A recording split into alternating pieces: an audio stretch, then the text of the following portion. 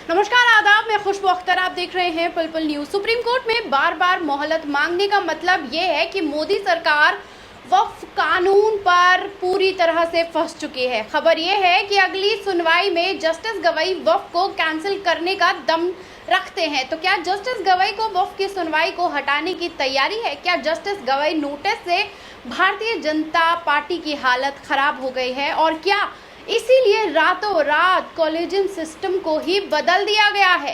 एक एक सवाल का जवाब इस रिपोर्ट में हम आपको बताएंगे। मुस्लिम पक्ष को राहत देते हुए वक्फ को कैंसिल करने से लेकर सीजेआई गवई ने क्या इशारा किया है उस पर भी आएंगे। लेकिन खबर से सबसे पहले ब्रेकिंग देख डालिए।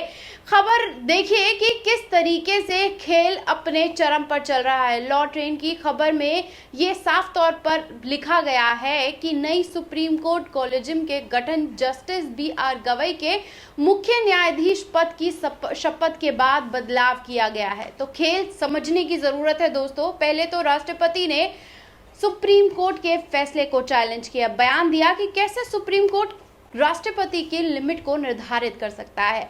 क्या सुप्रीम कोर्ट को यह हक है?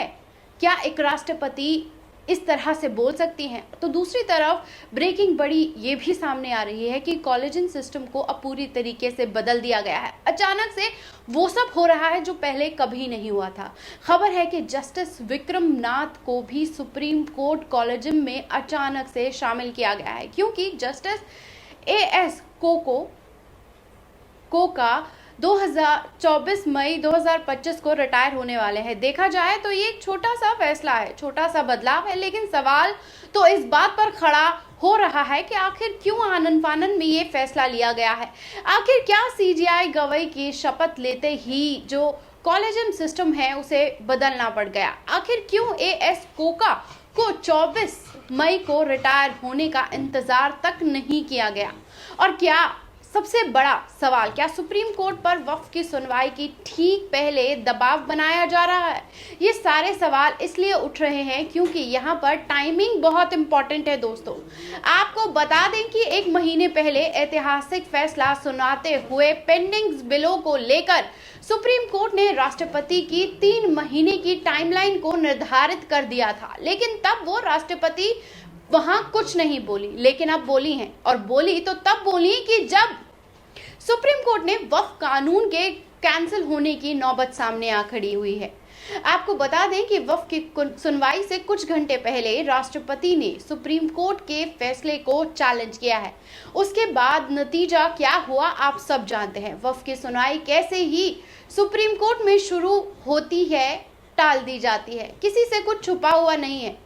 अब जब 20 मई को सुनवाई होने वाली है तो उससे ठीक पहले कॉलेजियम को ही बदल दिया गया है। आपको बता दें कि 2014 से ही कॉलेजियन सिस्टम को हटाकर NGSC सिस्टम बनाने की तैयारी में मोदी सरकार पहले से ही जुटी हुई है, क्योंकि NGSASC सिस्टम लागू होता है तो सुप्रीम कोर्ट की नियुक्ति के पैनल के जो मैग्रेंट की तरफ से कानून मंत्री और 2 विशेषज्ञों के जो शामिल कर दिए जाते हैं। ऐसे में हाई कोर्ट के जजेस की नियुक्ति भी मोदी सरकार के हाथों में आ जाएगी। चीफ जस्टिस ऑफ इंडिया का पावर खत्म हो जाएगा। तो खेल अब समझने की जरूरत है कि किस तरीके से एक तरफ कॉलेजियन सिस्टम और दूसरी तरफ राष्ट्रपति के बयान से सीजेआई गवई पर लगातार दबाव बनाने की कोशिश की जा रही है। आपको बता दें कि एक तरफ सुप्रीम कोर्ट के वक्फ की सुनवाई टली है, दूसरी तरफ सीजेआई गवई पर मुस्लिम सपोर्टर्स होने का भी आरोप लगा दिया गया है। अब हद तो तब हो गई है दोस्तों कि ये बात को लेकर आर पार की लड़ाई हो गई है। ये आरोप कहीं और नहीं बल्कि भरे कोर्ट रूम में लगाए जा रहे हैं। तो क्या कहा जा सकता है, वकील ने सीजेआई गवई को जब इस तरीके से मुस्लिम सपोर्टर कहा तो वो पूरी तरीके से भड़क गए। सुनवाई के बीच वकील विष्णु जैन जब बोल पड़े कि जिन वक्फ याचिकाओं पर सुप्रीम कोर्ट सुनवाई कर रहा है यह 5 याचिकाएं मुसलमानों की है, ध्रुवीकरण हो रहा है। इस तरह जस्टिस गवई पूरी तरीके से भड़क गए, कहने लगे कि केस को भटकाओ मत, ऐसे तो हम कभी भी शुरुआत कर ही नहीं पाएंगे। अब जब से सीजेआई गवई इस बयान पर उन्होंने दिया है। बयान सोशल मीडिया पर पूरी तरीके से वायरल हो रखा है।